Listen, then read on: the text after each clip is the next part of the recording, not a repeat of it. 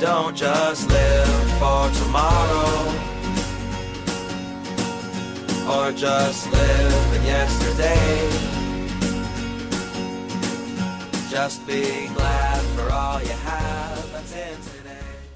Hey everyone, Connie here, and welcome to my blind reaction to One Piece, episodes 829 to 832. So we're here with four more episodes, continuing on with Whole Cake Island, moving into the second portion of it. So last we left off, Sanji has rejoined the crew, but they're still working to keep that secret for now. They're going to have him resume his position while they try to enact their own plans. Luffy has agreed to work with Capone Beige in order to try and take out Big Mom for good, to kill her while she's basically been compromised emotionally. Because she apparently, during her tea parties, has this photo of someone, her mama, it seems, and when it was just simply knocked off the table, it sent her into this emotional downward spiral.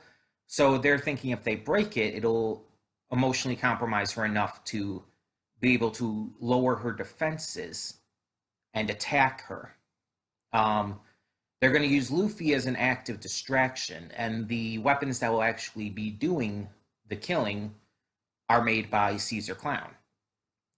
So there's a lot going on here, a lot planned, and it's just another example of Luffy teaming up with someone from the worst generation. It seems like that's going to happen a lot. He's obviously teamed up with Law plenty. He's, back on Sabiati the first time, pre-time skip, he teamed up with both Law and Eustace Kid. And I would not be surprised if he teamed up with other members of the worst generation from time to time.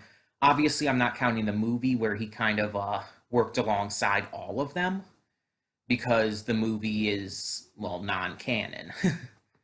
Although it was pretty damn cool. And I'm talking about the most recent movie. I can't think of the name of it. Stampede. One Piece Stampede, by the way. Which I reacted to on this channel. If you haven't seen it, go check it out. It's a pretty damn good movie. But yeah. Moving ahead, we have kind of that plan, on top of the fact that Sanji wants to rescue his family. Despite the way the Vinsmokes have treated him, despite the fact they basically want him dead and they're using him as fodder in this example, in this situation, just so they don't have to marry any of the valued members of the family to Big Mom's family. Even despite all of that and more, Sanji still wants to save them. And it might be because of Reiju, because Reiju is nice to him, because Reiju is on his side, that he sees that there is something worth saving with the family. Or it could be just Sanji's good heart. He's a good person. We've seen that many times throughout the series. So the idea that he just wants to save them because he's, a nice guy is perfectly believable. So we'll have to see exactly where that goes. Now, I doubt they're going to die here, obviously. In fact, I honestly doubt they're going to die at all. They'll be defeated for sure. But at the most, I think they'll probably just be imprisoned, probably and impelled down. I don't expect them to actually get killed. Whether by Big Mom or whoever. We've now met Charlotte Katakuri, who is a big force in this second half of the arc. I mentioned this before, I did know that ahead of time. I knew very little about him. I still don't even know what his power is, but I knew his name, his look, and that he's a big deal. And there's a couple other just small things I do know that are coming, just because, again, being so far behind as I am, it's hard to avoid every spoiler. But I don't know how we get there, and I don't know all the details, so it's still fine. And I wish to not know all the details. So if you know, please do not tell me. That's why I'm not even saying what I do know. um, but yeah, I'm excited to see where this goes for sure because this arc has just been fantastic. I've loved what it's done for Sanji as a character. I've loved what it's just done for other characters. And honestly, I just really love Big Mom as a villain. Like I think I talk about it almost every time, but I've been watching through some reactions from Ruff Senpai and AJ Rich lately, um, and seeing like the likes of Arlong and Don Krieg and Crocodile again, and everyone else knowing everyone else that's coming and everything, just getting reacquainted with the early stuff again. It's like I'm excited to see like where this like compares because Big Mom as a villain is fantastic. I was thinking she was going to end up being too goofy and too silly, but she's actually exceedingly threatening and really interesting. So I don't know where I would rank her amongst villains right now, especially when we have the likes of Crocodile and Doflamingo. But it's like I think she's definitely up there. We'll have to see how it goes continuing on, and we'll have to see how like the other ministers that came in besides just Katakuri, how they rank, because we saw a bunch of them being introduced. So yeah, excuse me.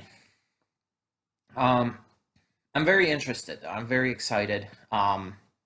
I've said it before, but One Piece is one of my favorite shows of all time. Period. It has been for a long time, and I've always like been wary about putting it on a list because I'm not only so far behind, but it's not finished yet. So it's a little I'm a little cautious about actually including it on like top 10 lists and whatnot. But yeah, it would definitely be considered one of my favorite shows of all time by far.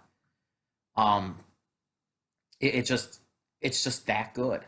And I mean, I have multiple games on my Switch for it too. I have Pirate Warriors 3 and I have Unlimited World Red. And I've played multiple games in the past. I've had some of the trading cards in the past, so on and so forth. It's just I really like it. But yeah, I can't wait to see how this goes because if we're going to enact the plan in this episode, how is that going to go?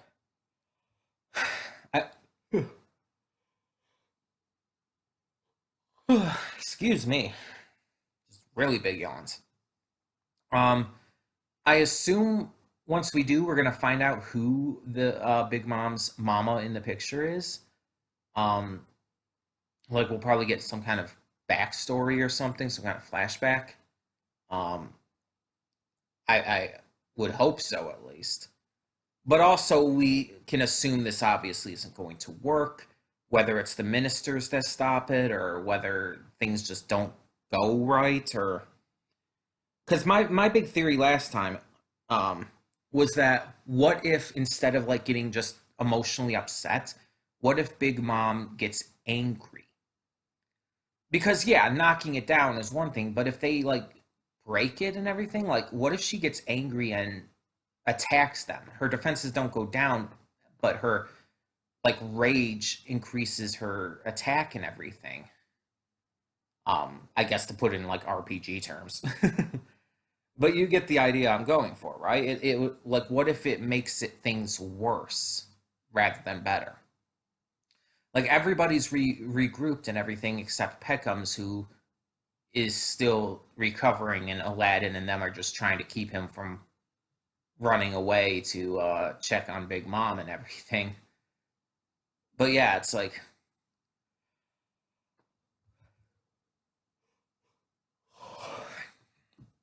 with everything going on, I don't think this is going to go according to plan in any way, shape, or form.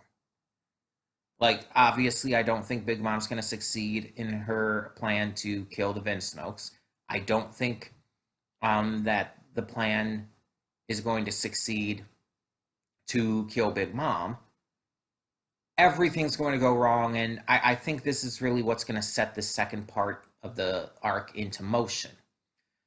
This is gonna, like, we've already kind of had the turning point with Sanji rejoining the crew and all, like that definitely like closed out the first act of this arc by closing out the biggest conflict of it, and kind of kicking it off really is the entire meeting with Capone Beige. But this is what's going to really ignite it, I feel. Like when this all goes wrong, I almost feel like it's going to start a war. And I almost want to say the war is going to be a triple-sided war. Luffy and Capone on one side, Big Mom on another, and the third side will, of course, be the Vinsmokes. There'll be, I don't expect, obviously, every bit of it to be just fighting. I mean, that would be too many episodes of nothing but fighting. But it's like, it's going to ignite this big war between them that we can assume eventually the Fire Tank Mugiwara Alliance are going to win. And it's going to be interesting to see. It's going to be interesting to see how that comes into fruition. And that's just a theory. Like, I have no, like, real, like, I'm not 100% confident in it. I honestly believe that it could happen, but I'm not saying it will. um, I would like it to happen, though. Like, that would be a good way to really ignite into the second act of this war, or this arc. And there's certain things I definitely want to see from it as well, just based on the openings alone, because as I've mentioned in the past, I have seen all the openings. So there's kind of something I want to see how it happens. Let's put it that way. And I have some theories and I have some ideas on the explanation behind it, but I want to see it, you know? I want to see exactly what's causing it.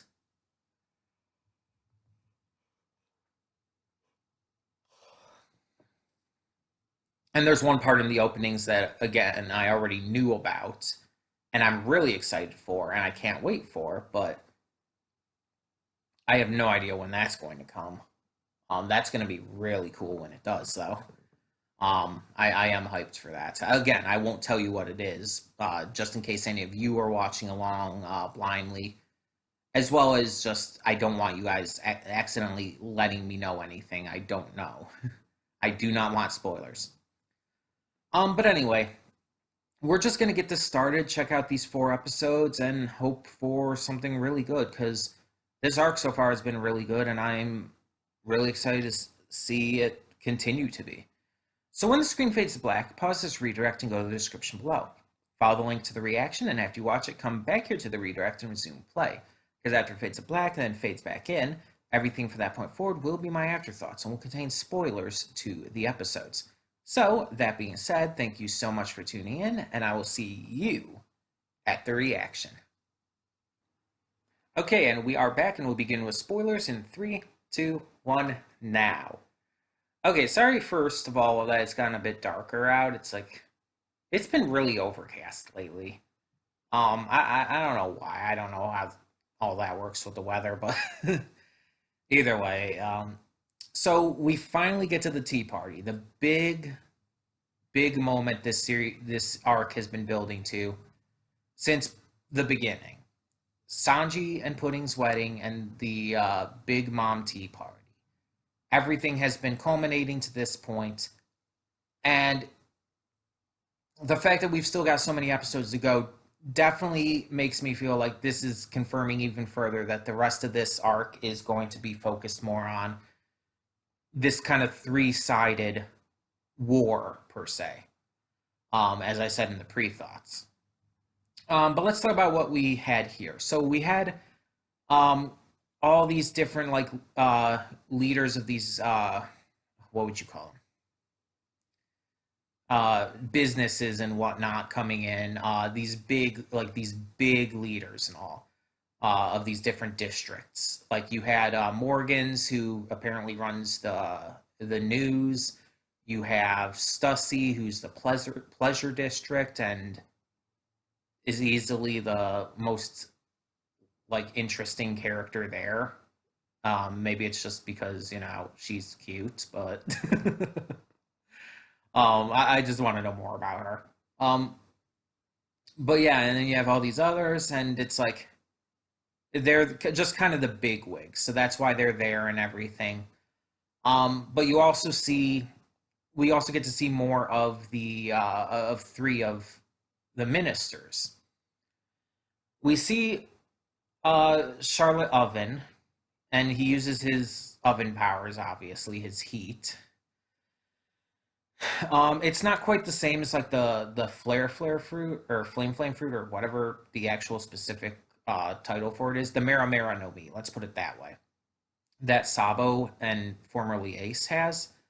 Um, it's not quite the same as that because it seems more like this just extremely high heat emanates from his body.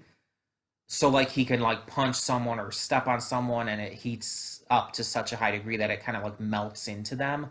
He can heat his body so like the chains surrounding him melt away and stuff like that. It's that kind of thing more like. It's really strong and really creepy, but and that also explains how when we saw him before, he could melt his way right through the door just by walking into it. Um, we also see another one of the Charlotte sons, and I don't remember his name right now. But he didn't leave as much of an impact to me. But the one who really did was Charlotte Katakuri, of course. Um, and maybe it's just because I did know about him beforehand. Maybe it's just because I did expect him to be a big deal because everyone said he was a big deal. But he's a big deal.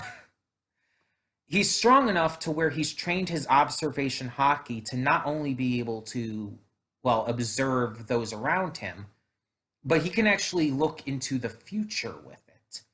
He can read people to such a degree that he can tell what they're going to do and what's going to happen because of it.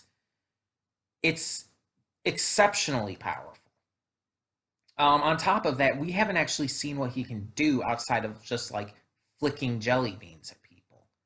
Which, I mean, the fact that he's able to kill people with fucking jelly beans is frightening.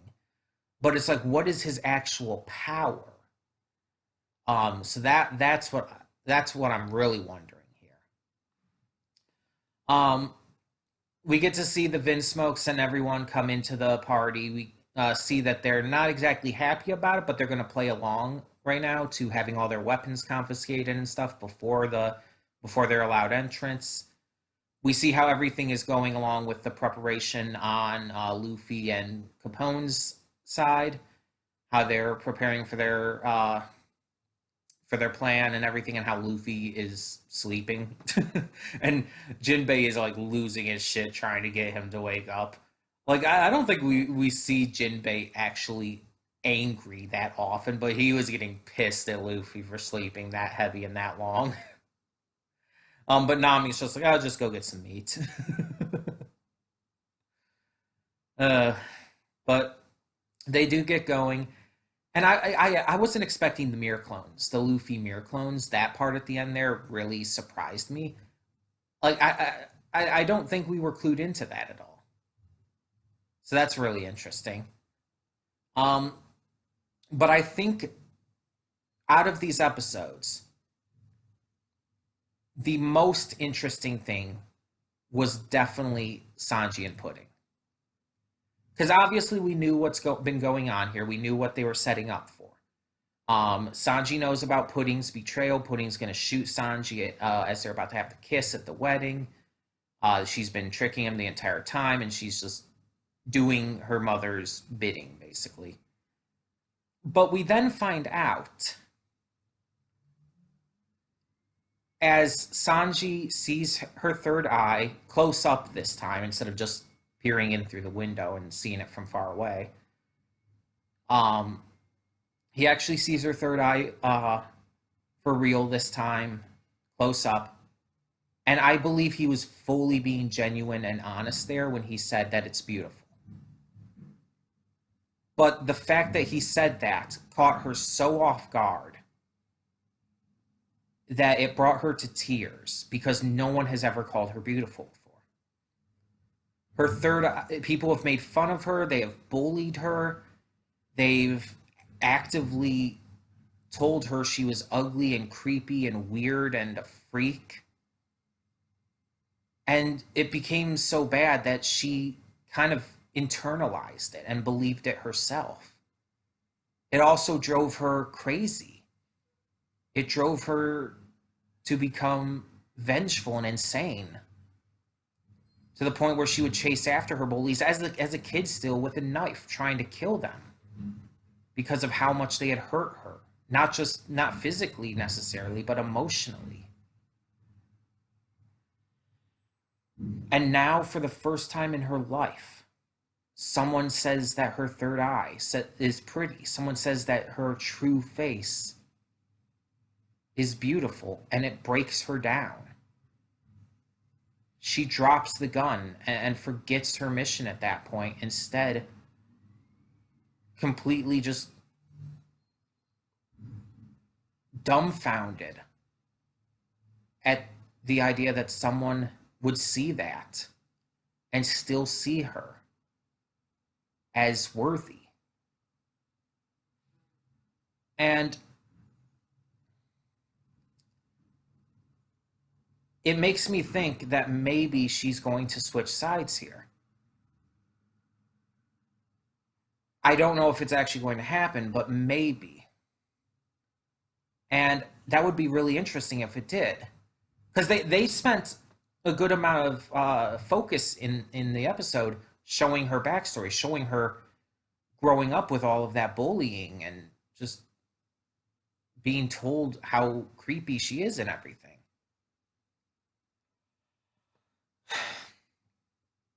So the fact that now that it showed all that, and then it's showing how deeply this has affected her to be called beautiful after being seen like that, it makes me think that she's going to truly fall for Sanji now. That she's going to legitimately fall for him and might even help him out here. We'll have to see. And, I mean, there's also a lot of connections that I can draw from it with myself. Like, I've been picked on and bullied and stuff for things like my weight. And yes, even for my face. I've been called ugly. I've been attacked a lot for the way I looked. And yeah, in a lot of ways, I've internalized that. I'm constantly feeling that I'm not enough because of the way I look. I'm constantly jealous of how other people look. And like just really wish that I could be as beautiful as a lot of these other girls or just be really attractive in any way. And then it's like you get those times where it's like people like say that I look pretty or that I look cute or that I look beautiful, and it's like it flusters me. I don't know how to react to it. I don't know how to handle that because it's like it's so almost kind of foreign to me, and it makes me feel good, mind you, but it also I also feel really self-conscious about it. Like I don't believe them, and I think that's what was going on with Pudding here, when she was basically like saying, "Shut up, I'll kill you."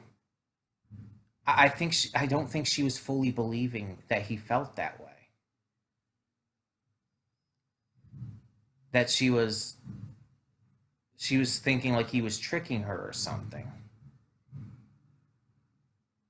Because again, she's never felt that before. She's never had anyone tell her that before. And I do legitimately feel bad for her. And again, maybe it's at least partially because of the way I can relate to it, but I mean, how could you not feel bad for someone going through that shit? for someone who's been bullied their entire life, even by their own family, for the way they look. And especially when it's something they can't help because it's part of their DNA. Like her father is part of that tribe, and like I'm and Big Mom, like, she had a child with him, so it's like she knew that her child was going to be like that, I assume. But it's like, and she still went out of her way to insult her, to call her creepy, to make fun of her, to even forcing her to grow out her bangs in order to hide her third eye. And even to the current point with this entire wedding, literally using her third eye as a tool to catch Sanji off guard so that she can shoot him as part of their plan. She's not only been insulted and bullied her entire life, even by family, for this, but she's actually being actively used. Her looks are being used as in a negative way. And it's so terrible. So how could you not feel bad for her in that situation?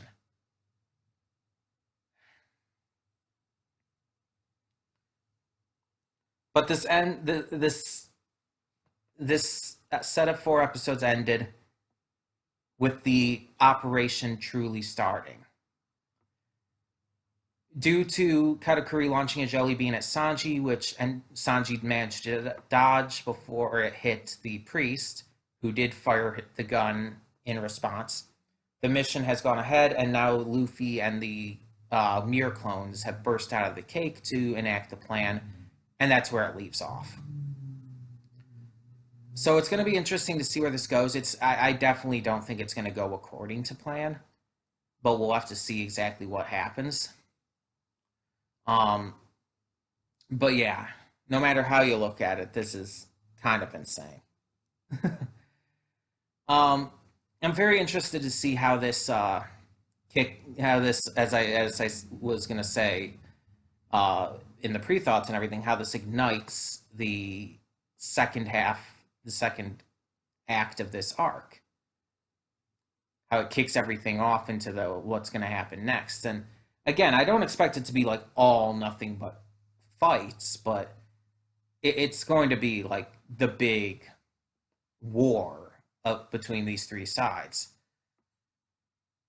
It's going to be interesting to see what happens with that. I'm very, very interested. But yeah, as I had said multiple times in the reaction, this is what we had been building towards, the Tea Party and everything. So it didn't quite go down how I was thinking it was going to initially, but then with this plan being enacted, it didn't even go down according to that. So now the question is, will Mother Carmel's photo be destroyed? Will that still end up happening, or will that be messed up even? We'll just kind of have to see how that goes down. But yeah, I'm very much enjoying this. This was another great set of episodes, and I would love to hear your thoughts. So tell me in the comments below what you thought of these 4 episodes of One Piece. What did you think of Katakuri's true introduction, as well as the introduction of the other newly brought in members of the family? What did you think of some of these other characters that were introduced, like Morgans and Stussy? What do you think of the entire organ dealer guy and his entire little moment there? And just everything else that kind of happened here, especially with Pudding. Tell me your thoughts on all that and more in the comments below, and thank you so much for tuning in. For now, I'm Connie, and I'm signing off. See y'all next time.